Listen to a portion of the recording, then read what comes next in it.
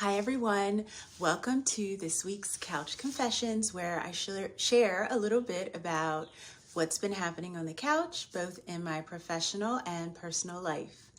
So it is beautiful where I am today, and that means I'm going to be getting outside really quick. So this is going to be a quick Couch Confessions.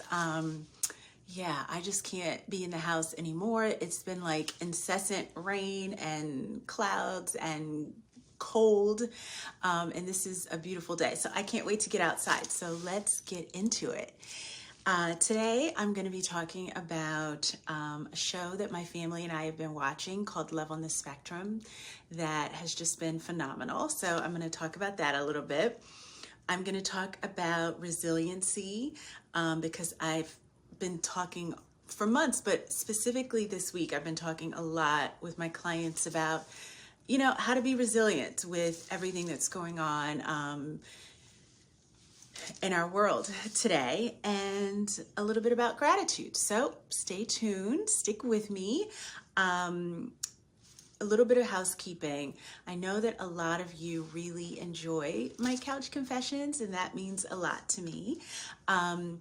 And Couch Confessions is now going to be, I'm going to post it later. So I know a lot of you look forward to it coming on. It usually comes on between 11 a.m. and 12 p.m. Now, starting next week, it's going to come on later between, I think, 5 and 7 p.m. So I appreciate that a lot of you look out for that. And I just didn't want you to think, oh my God, she's not posting it. I am going to post it, but it's going to be later on between 5 and 7 p.m. starting next week. Okay, so let's jump into it. Love on the Spectrum. Have you guys seen it? It is just, comment and let me know if you've watched this beautiful Netflix series. Tell me what you think about it. My daughter, who you guys met last week in Couch Confessions, has been saying to us, to the family, you guys got to watch this show. It's a really good show. And I was like, okay, I wasn't opposed to it, but I just, had so much going on that I don't watch a lot of television. So it just was never on my priority list. But last week she was home, and so we all watched it as a family. And I have to say, it gave me all the feels. It really gave me all the feels. And I felt like, especially now, with just everything that's happening in our country and in our world, and people are just so on edge and tense, and just things don't seem right? Things seem very unsettled.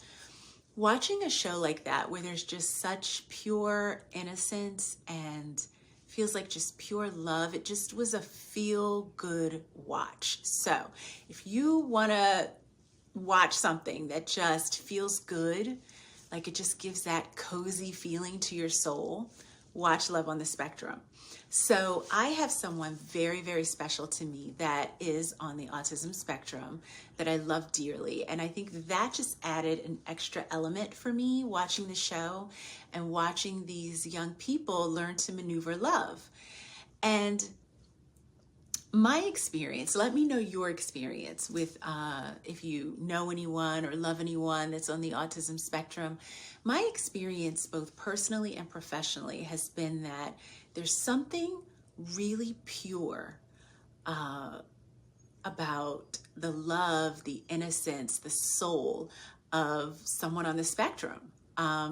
Just the way they see the world is so innocent and just loving, right? Now, I know there are situations where it doesn't go like that, but my experience has been just a real purity of soul and love, and something I think it's even more special in these days, like I said, given what the rest of us are dealing with in terms of just chaos and anxiety and uncertainty in our world.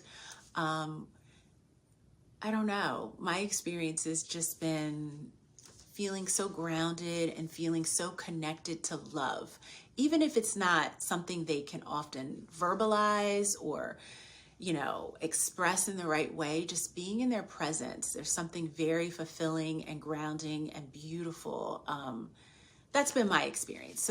So watching this show just really brought that back to me. And there were moments as a family that we laughed because there are things, they do some things that are really funny and they say things that are really funny. So there were moments as a family where we giggled and laughed.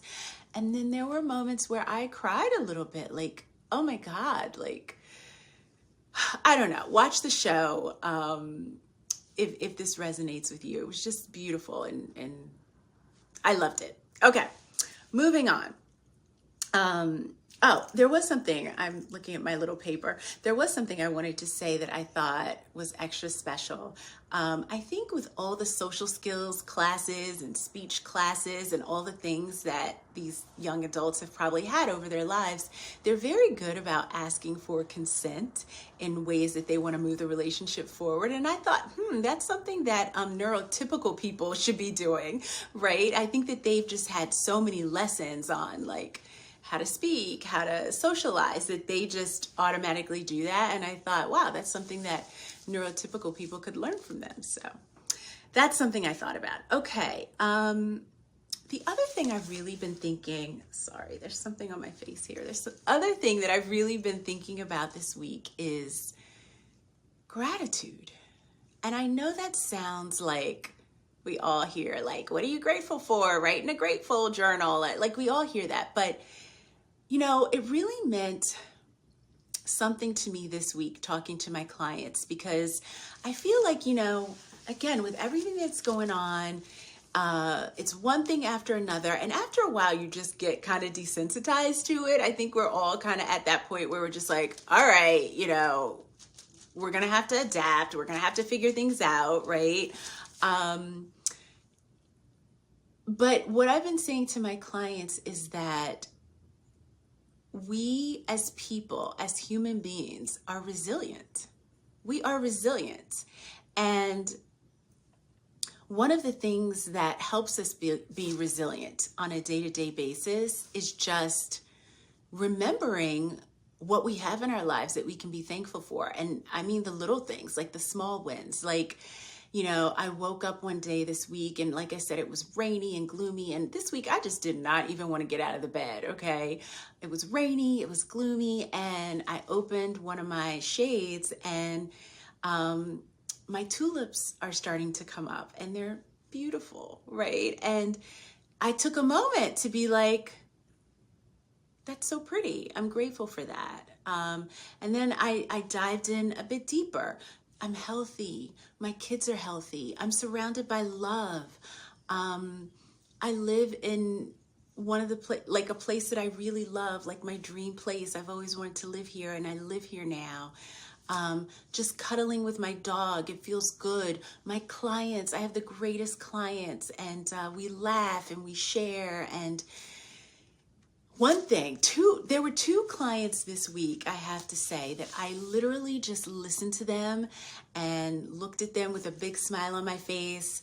And they were like, why are you smiling? And I said to them, because, you know, in what I do, I hear a lot of like people's bad stories. And I get that. That comes with the territory. But when somebody shares a win, I share it with them. And so I was just smiling and I said to them, I'm just so grateful that you're here sharing this win with me, because I feel like I went on the journey with you, right? So I was grateful for that.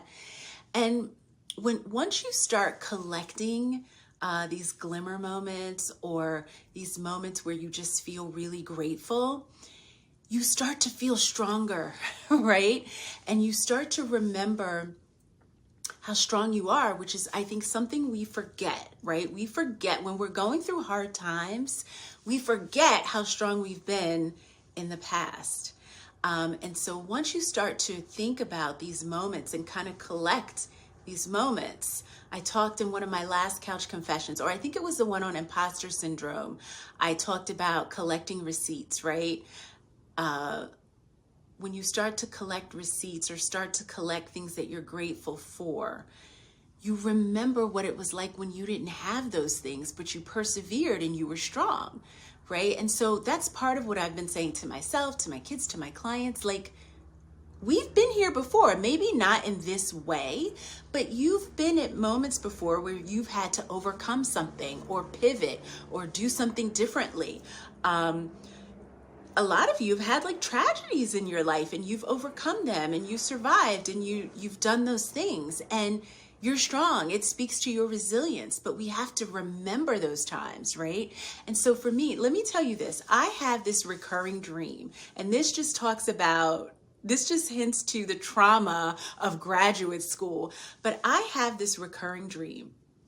It pops up like, I would say 2 to 3 times a year, where I have this dream that I'm in graduate school and I can't finish my dissertation, and I have like 2 more months before all the professors are going to kick me out of graduate school, and then I can't find another graduate school to go to, and I'm applying and and like it's such a real dream. And then I wake up and I'm like, oh, thank God I'm already a doctor. Thank God, thank God, thank God. Right? And so I'm bringing that up, like this dream always comes back, and when I open my eyes, I'm so grateful for this career. I'm so grateful that I made it out of graduate school, which was not easy. But it just, when I think about that, and then I think about that young 20-something-year-old woman who,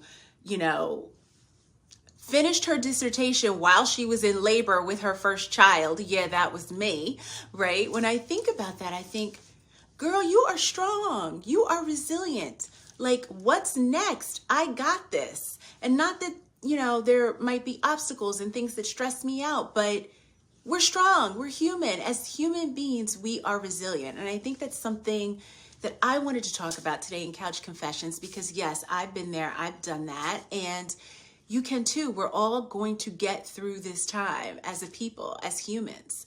Another thing I think about is, I remember when my family was falling apart when I was going through a divorce. And I remember I would go into the shower and cry because I didn't want my kids to see me crying. I wanted them to think I was strong, and I would go into the shower where nobody could see me and just bawl my eyes out. And I couldn't think of a time that like, I was just so worried about my kids and how I would survive and like all those things. And I couldn't picture a time that things would be okay.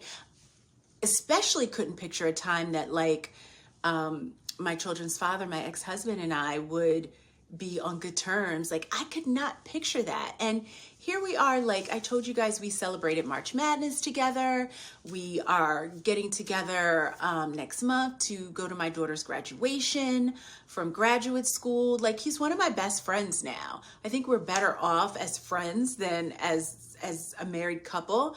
But again, resilience. Like, I never would have pictured that we'd be here when I was going through it then.